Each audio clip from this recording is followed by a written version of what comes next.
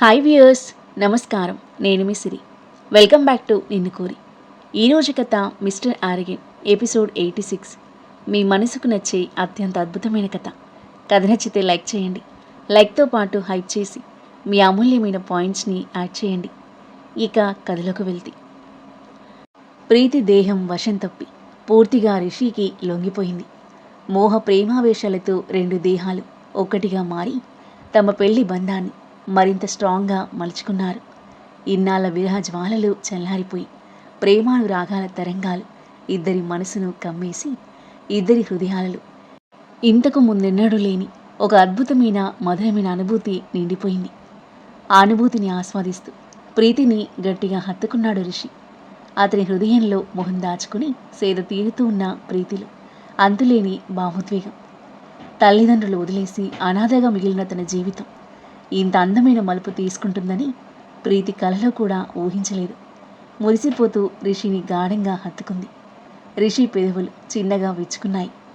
రిభున తన వైపు తిరిగి బొగ్గపై ముద్దిచ్చాడు రిషి. సిగ్గుపడుతూ చూసిన ప్రీతి అతని మత్తైన చూపులకు తాళలేక మొహాన్ని చేతుల్లో దాచుకుంది. ఎప్పుడూ అరుస్తూ కరుస్తూ ఉండే నువ్వు ఇలా బ్లష్ అవ్వడం చూస్తుంటే నిజంగా వండరింగ్గా ఉంది, రిషి టీజింగ్గా అంటుంటే మొహం మీద నుండి చేతులు తీసేసి మూతి ముడుచుకుని చిరుకోపంగా చూసింది ప్రీతి. రిషి నవ్వుతూ ఆమె మొహాన్ని చేతుల్లోకి తీసుకుని ముడుచుకున్న ఆమె పెదవులపై చిరు ముద్దిచ్చాడు. సిగ్గుతో కూడిన నవ్వు ఆమె పెదవులపై. రిషి చెయ్యి ఆమె మెడ మీదుగా కదులుతూ ఎదలోయలోకి జారుతుంటే అతని చేయి గట్టిగా పట్టుకుంది ప్రీతి. లెట్స్ స్లీప్ రిషి, నేను టైర్డ్ అయ్యాను అంది ప్రీతి. అప్పుడైనా? ముందు ముందు ఇంకా చాలా ఉంది. ముందే చెప్పాను కదా, రాత్రంతా జాగాయమే అని అంటూ ఆమె నడుముని పట్టుకుని దగ్గరికి లాక్కొని మెడవంపులో పెదవులు అద్దుతూ మరోసారి ప్రణయ యుద్ధానికి శ్రీకారం చుట్టాడు రిషి.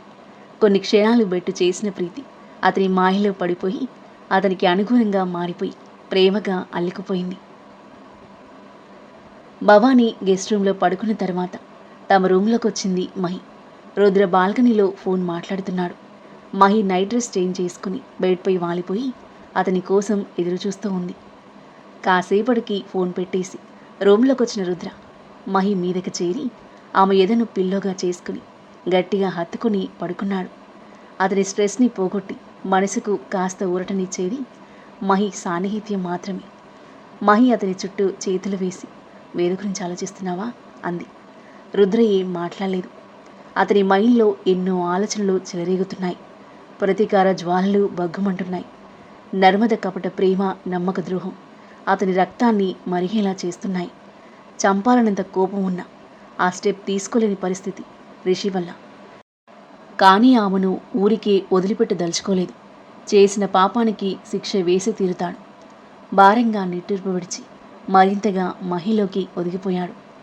అతని కౌగిల్లోని గాఢత, అతని నోటి నుండి వచ్చిన భారమైన నిట్టూర్పు అతని మూడ్ బాగలేదని సూచిస్తుంటే మహి ఒకంత కలవరపడుతూ, రుద్ర ఏమైంది, మళ్ళీ ఏదైనా ప్రాబ్లమా అని అడిగింది.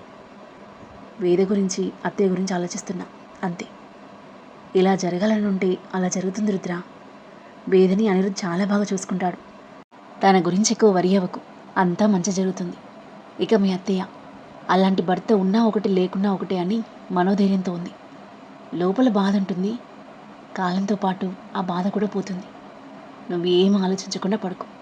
ఒక 2 రోజులు ఆఫీస్ లేదు, ఏం లేదు, ఇంట్లోనే రెస్ట్ తీసుకో అంది అతని తల నిమురుతూ. చిన్నగా తలాడించాడు రుద్ర. మహి అతని తలపై ముద్దిచ్చి తలను సుతారంగా నిమురుతూ జోకుడుతూ ఉంటే కాసేపటికి నిద్రలోకి జారుకున్నాడు రుద్ర. మహి అలాగే పడుకుండిపోయింది. మరోవైపు అనిరుద్ధ్కి మధ్యరాత్రి అవుతుండగా మెలకు వచ్చింది. కళ్ళు తెరిచేసరికి వేద చైర్లో కూర్చొని బెడ్పై తలానించి పడుకుంది. ఆమె చేయి అనిరుద్ధ్ చేతిని పట్టుకుని ఉంది. కళ్ళెదురుగా వేద కనిపించేసరికి అమితంగా ఆశ్చర్యపోయాడు అనిరుద్ధ్. వేద? అనిరుద్ధ్ గొంతు చెవికి చేరి కళ్ళు తెరిచి అతని వైపు చూసింది వేద. బావా, ఎలా ఉంది ఇప్పుడు? అతని మొహాన్ని తడుముతూ ప్రేమగా అడిగింది వేద. నువ్వు వచ్చావు కదా, చాలా బాగున్నాను. అనిరుద్ధ్ మాటలకి వేద చిన్నగా నవ్వింది. నువ్వు ఇలా వచ్చావు ఇక్కడికి? రుద్ర ఒప్పుకున్నాడా రావడానికి? సందేహంగా అడిగాడు అనిరుద్ధ్. ఒప్పుకున్నాడు బావా. అన్నయ్యని తీసుకొచ్చాడు. అంతేకాదు అత్తయ్యను మన ఇంటికి కూడా తీసుకెళ్ళాడు. నిజమా వేద? ఆశ్చర్యంతో కూడిన ఆనందం అనిరుద్ధ్లో. అవును అంది కళ్ళార్పుతూ. ఐఎమ్ సో హ్యాపీ వేద. అంటే మీ అన్నయ్య మన లవ్ యాక్సెప్ట్ చేసినట్టేనా అంటుంటే. అవును అంది వేద నవ్వుతూ. థ్యాంక్ గాడ్, చాలా హ్యాపీగా ఉంది వేద. ఐ కాంట్ బిలీవ్ ఇట్ అని అంటూ అనిరుద్ధ్ లేవబోతూ నొప్పికి లేవలేక ఇబ్బంది పడుతుంటే అతని భుజాల చుట్టూ చేయి వేసి లేపి పట్టుకుంది వేద. థ్యాంక్స్ హ్యాపీగా చూస్తూ అన్నాడు అనిరుద్ధ్. థ్యాంక్స్ పరాయి వాళ్ళకి చెప్తారు బావా. వేద మాటలకు చిన్నగా నవ్వి ఐ లవ్ యూ అంటూ ఆమెను హగ్ చేసుకున్నాడు అనిరుద్ధ్ నొప్పిగా ఉన్న చేతులతోని. లవ్ యూ బావా. వేద అతన్ని తిరిగి హత్తుకొని రిలీఫ్గా బ్రీత్ తీసుకుంది. అప్పుడే లోపలికొచ్చిన నర్స్ వాళ్ళిద్దరినీ అలా చూసి ముసిముసిగా నవ్వుతూ చిన్నగా తగ్గింది.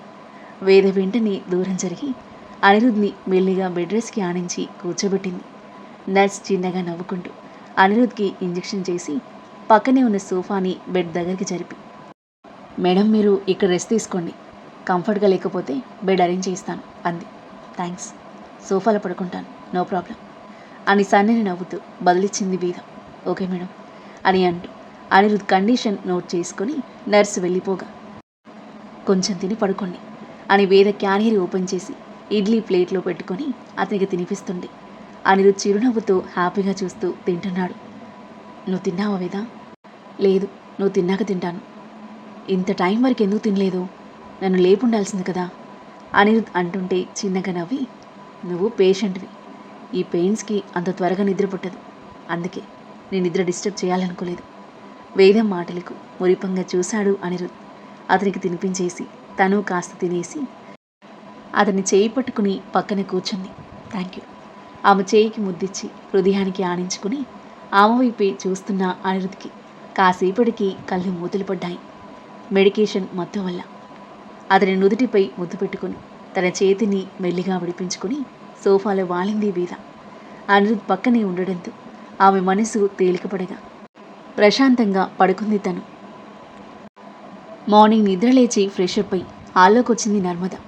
కాఫీ కిచెన్లో ఉన్న సర్వెంట్కి వినిపించేలా కేక వేస్తూ సోఫాలో కూర్చుంది. తెస్తున్నానమ్మా అన్న నిమిషంలో కాఫీ తీసుకొచ్చింది సర్వెంట్.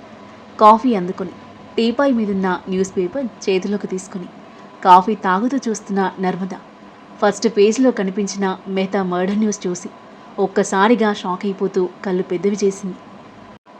భూకబ్జాలు మర్డర్లు చేసి జనాన్ని మోసం చేసిన దగాకోరు జితేందర్ మెహతాకి జనం వేసిన శిక్ష అని హెడ్లైన్ చూసి జనాలు మెహతాను కొడుతున్నట్లు ఉన్న ఫోటోని చూసి భయభ్రాంతులకు గురైన నర్మద వెంటనే టీవీ రిమోట్ తీసుకుని టీవీ ఆన్ చేసింది. మెహతా డెత్ న్యూస్ బ్రేకింగ్ న్యూస్గా వస్తూనే ఉంది. జనాలు అందరూ అతన్ని తరిమి తరిమి చంపేసిన భయానక దృశ్యాలు చూసి నర్మద గుండెల్లో దడపుట్టింది. భయంతో దేహం వణికిపోగా చేతిలోని కాఫీ నీలజారి బల్లున పగిలిపోయింది. వెంటనే సర్వెంట్ పరిగెత్తుకుని వచ్చింది. ఇంకొకటి తీసుకొస్తానమ్మా అని పగిలిన గాజు ముక్కలు తీసుకుని వెళ్ళింది. టీవీ వైపే మెదడు మొద్దుబారినట్టుగా బ్లాంక్గా చూస్తుంది నర్మద. అలా ఎలా జరిగింది? నిన్నటి వరకు బాగానే ఉన్నాడు కదా, అసలేమైంది? అంతమంది జగం ఎగబడి కొట్టారంటే ఇది మామూలు విషయం కాదు. ఎవరు పక్క ప్లాన్తోనే చేయించుంటారు. ఎవరు అనుకుంటున్న నర్మద మైండ్లో రుద్ర స్ట్రైక్ అయ్యాడు. రుద్రగాడికి నిజం తెలిసిపోయిందా? వాడేదంతా చేయించుంటాడా అని ఆలోచిస్తున్న తనకి నిన్న సాయంత్రం రుద్ర వాళ్ళు వెళ్లే ముందు తన వైపు సీరియస్గా చూడడం గుర్తొచ్చింది. వాడు అలా చూడ్డానికి కారణం ఏంటి? నిజం తెలిసిందా? షాక్తో కళ్ళు తేలేసింది నర్మద. తన మైండ్ అంతా స్తబ్దుగా మారిపోయింది. మెహతా ఉన్నట్టుండి అలా దారుణంగా చావడం ఆమె గుండెల్లో తీవ్ర భయాందోళనను సృష్టించింది. పిచ్చెక్కి పోతున్నట్టుగా ఉండగా 2 చేతులతో తల పట్టుకుంది. మెహతాను ఈడ్చుకుంటూ కొడుతున్నట్లుగా, తనని జనాలు తరుముతూ కొడుతున్నట్టుగా ఊహించుకుని నో అంటూ ఒక్కసారిగా కళ్ళు తెరిచింది. ఆ ఊహకే గుండెలు జారిపోయాయి. ఒళ్ళంతా ముచ్చమటలు పట్టాయి.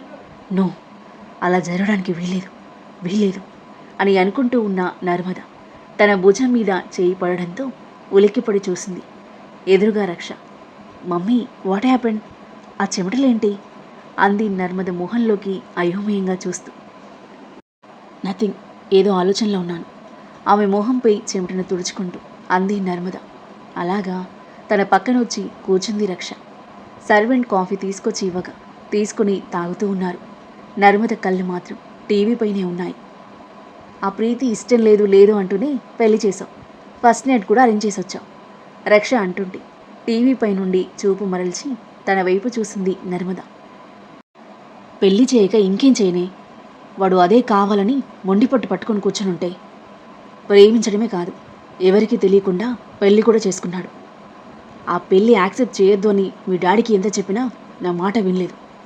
దాన్ని కోడలుగా చేసుకోవాలని ముందు నుండే ఉంది ఆయనకి. ఇంకా నేనేం చేయగలను? నేను నో చెప్పినా రిషి వినడు. వాడి ముందు బ్యాడ్ అవ్వలేక ఒప్పుకున్నాను. పాపం తన్వి ఎంత ఏడుస్తుందో తెలుసా? అంది రక్ష. నాకు తన్వినే నా కోడలుగా చేసుకోవాలనుండే. అందుకే కదా తన్ని వాడికి దగ్గర అవ్వమని ఎంకరేజ్ చేశాను. కానీ వాడు ఆ ప్రీతి వలలో పడ్డాడు. వాడు వచ్చి కొన్ని రోజులే అయింది. అంత త్వరగా నా కొడుకుని వలలో వేసుకుని వాడితో తాళి కట్టించుకుంది అంటే అది మామూలుది కాదు. లోకంలో ఎంతోమంది అమ్మాయిలుండగా పోయి ఒక అనామకురాల్ని పెళ్లి చేసుకున్నాడు నా పిచ్చి సుపుత్రుడు. అంది నర్మద రగిలిపోతూ. వాడికి ఆస్తిలో వాటా ఇవ్వనని, కంపెనీ రెస్పాన్సిబిలిటీ ఇవ్వనని బ్లాక్మెయిల్ చేస్తే దాన్ని వదిలేసేవాడేమో. వాడు నీలాగా డబ్బు మనిషి కాదే. నర్మద మాటలకు చురుగ్గా చూసింది రక్ష. నిన్ను దారిలో పెట్టాలని డాడీ నీకు ఆస్తిలో వాటా ఇవ్వను అంటే ఇల్లు వదిలిపెట్టిపోయావు. పోయిందని సరిగ్గా ఉన్నావా అంటే అది కూడా లేదు. వాడెవరినో పెళ్లి చేసుకుంటా అని పెళ్లి రోజే క్యాన్సిల్ చేశావు. మళ్ళీ ఇంకొకరిని చేసుకుని నెల తిరగకుండానే విడాకులిచ్చావు. ఏంటి ప్రాబ్లం అంటే చెప్పు. ఆ పిల్ల పిశాచి కస్టడీ తీసుకుంటావేమో అనుకుంటే అది నీ వల్ల కాలేదు. నీ పెళ్ళేలాగో మేం చేయలేకపోయాం. వాడి పెళ్ళైనా చేసి నలుగురిలో మా మర్యాద కాపాడుకోవాలనుకున్నాం. మా పర్మిషన్ లేకుండానే వాడు పెళ్లి చేసుకున్నాడు. మేమొద్దన్నా వాడు ఊరుకోడు. అప్పటికి ఆఫీస్ అంతా తెలిసింది. ఒప్పుకోక తప్పలేదు. ఇప్పటికీ మించిపోయింది లేదు. మోజు తీరే వరకు దాంతో ఎంజాయ్ చేయని, తర్వాత ఏదో ఒకటి చేసి వాళ్ళని విడగొడితే సరి. తన్విని వాడికి దగ్గరయ్యే ప్రయత్నాలు కంటిన్యూ చేయమని చెప్పు. నర్మద మాటలకు ఓకే మమ్మీ అని నవ్వుతూ తలాడించింది రక్ష. ఆ తర్వాత ఏం జరగబోతుంది? రుద్రకి నిజం తెలిసింది అని తెలిసిన నర్మద ఏం చేయబోతుంది? రుద్ర నర్మదకు ఎలాంటి షాక్ ఇవ్వనున్నాడు? నర్మద నిజ స్వరూపం ఇంట్లో అందరికీ తెలుస్తుందా? వాళ్ళ రియాక్షన్ ఏంటి? రిషి ప్రీతిలా కొత్త ప్రయాణం ఎలా సాగబోతుంది? అనిరుద్ వేదల మధ్య ఎలాంటి సన్నివేశాలు చోటు చేసుకోబోతున్నాయి? ఈ కథ ఎలాంటి మలుపు తీసుకోబోతుంది? అద్భుతమైన కథనంతో మీ ఊహకందని మలుపులతో మనసును హత్తుకునే సన్నివేశాలతో ఎంతో ఆసక్తిగా సాగి ఈ కథ యొక్క నెక్స్ట్ ఎపిసోడ్ కోసం మన నెక్స్ట్ వీడియో చూడండి. కథ నచ్చితే లైక్ చేయండి. ఈ కథ మీకు ఎలా అనిపించిందో మీ అభిప్రాయాన్ని తప్పకుండా కామెంట్ చేయండి. ఇంకా ఇలాంటి ఇంట్రెస్టింగ్ స్టోరీస్ కోసం మన ఛానల్ని సబ్స్క్రైబ్ చేయండి. Thank you for listening.